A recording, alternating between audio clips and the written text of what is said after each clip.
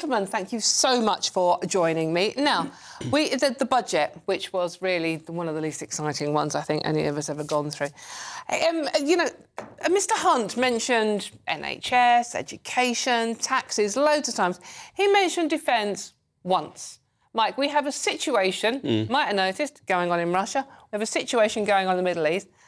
We do need to spend more money on defence. Why aren't we doing it? I don't know. It doesn't make any common sense at all. I mean, the issue's been raised this morning because three former defence ministers, Michael Fallon, Gavin Williamson, Ben Wallace, who looked after the Ministry of Defence for 10 years between the three of them, so they do know what they're talking about. Tobias Elwood this morning broadcasting on a number of stations, including GB News, making the point that there are too many reasons not to support the increase in defence instead of getting on with it. Well, what I can't understand is why senior politicians don't understand if you show weakness, then the bad people in the world, and we all know who they are, in Russia and Iran and China and North Korea, will spot that weakness and they will come after you. When the Falklands were invaded, the Russians were so astonished that we got down there so quickly and took the Falklands back.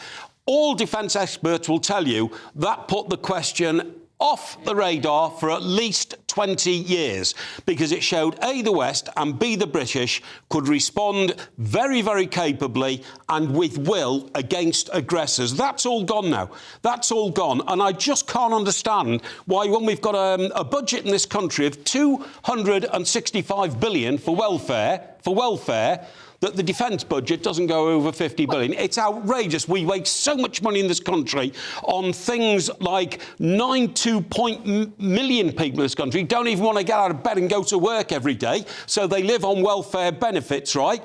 We've got more civil servants every year. We've got more diversity officers in Whitehall every year. It's a complete shambles. And the whole thing's got to be shaken down and give more money to defence because we're an island nation. And we've got to be able to defend our shores, our borders, and look after ourselves. Benjamin, I mean, only a day after the budget, we had a report that said there's a £29 billion financial black hole in defence spending. Meanwhile, Russia have upped their defence spending to 6% of GDP. I mean, look, Mike's got a point. I feel like Mike's a sort of right-wing George Galloway with his. No, I'm not a right-wing George Galloway, Benji. Honest to God, I'm just talking about the common sense factor. There are aggressors in the world. They may come after us. We've got to make sure they know we will defend ourselves. Absolutely, and I think the Falklands is a good example of how acting decisively and putting the money behind it works. I don't think we should be overly negative. I think countries like Russia would want us to be feeling as though we're failing, because actually, when they invaded Ukraine, they were stunned by how strong not just NATO allies were, but Britain was in its response. We have actually had a lot of solidarity.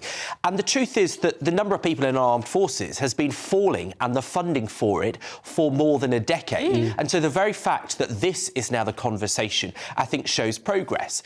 You know, the fact is that we are spending more on Ukraine, we are spending more on the Middle East. I think we need to understand that this is a preventative measure because we have a situation now that I don't think the world has had since at least the 80s, where there are superpowers that are moving together, that are allying each other to try and take on the world order as we know it. So I think there is a real level of naivety. But the problem is that you've already seen in the US with the Republicans that there is a populist swell of people saying we really can't pay our bills, we really do see our public services falling apart in the US as in the UK.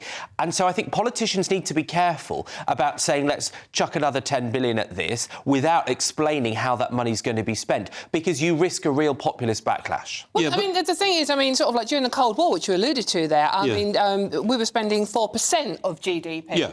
And now it's 2.2, and we're only asking for 2.5. Yeah. So do you reckon, Mike, that if we were to put this to the vote, people would rather have more money spent on the NHS, that one, for example, or defence at the moment? Well, what I think is, and Benji's touched on it, the trouble is that we send politicians to the Houses of Commons and they're supposed to know what they're doing, represent us. And they are all turning a blind eye to the catastrophic security situation in the world. They're trying to say, well, no, it'll never happen. It doesn't matter. And all also the optics upset me. We spend £6 billion on 2 aircraft carriers and we haven't got any aeroplanes to put on the deck. How does it look when we send those aircraft carriers into the Red Sea? We're going to show, you know, the aggressors that we mean business, but we've got 8 aircraft on an aircraft carrier. It's nonsense. We have to send our fighters from Cyprus to attack the Houthis because we haven't got the proper sort of shipping in the Royal Navy to do the job. It's outrageous. That's a very fair point. And also, Wembley holds 90,000. We've got about 73,000 members of the armed forces at the moment. So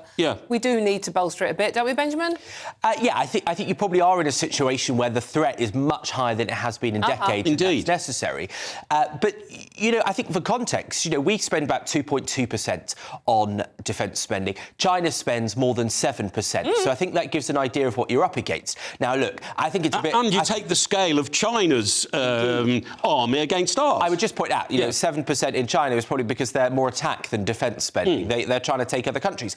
But I'd just make one other point quickly, is that having a security minister, someone who attends cabinet, and a foreign minister coming out and criticising the government's defence policy when they are senior members of that government shows that there is a real breakdown at the centre of government. And when that's happening on something as critical as defence, I think much more serious questions need to be asked about Rishi Sunak and how he's functioning. I do as well. I totally agree with you. You know, this ridiculous idea, keep everybody happy, but ignore the focal issue, which is to keep this country safe, because that is the first responsibility of government. Keep your citizens safe. Don't pay them more and more welfare benefits, because they might not be able to spend them if we get invaded. Right, OK, while you're sort of semi-agreeing with one another, I think that was kind of an agreement there.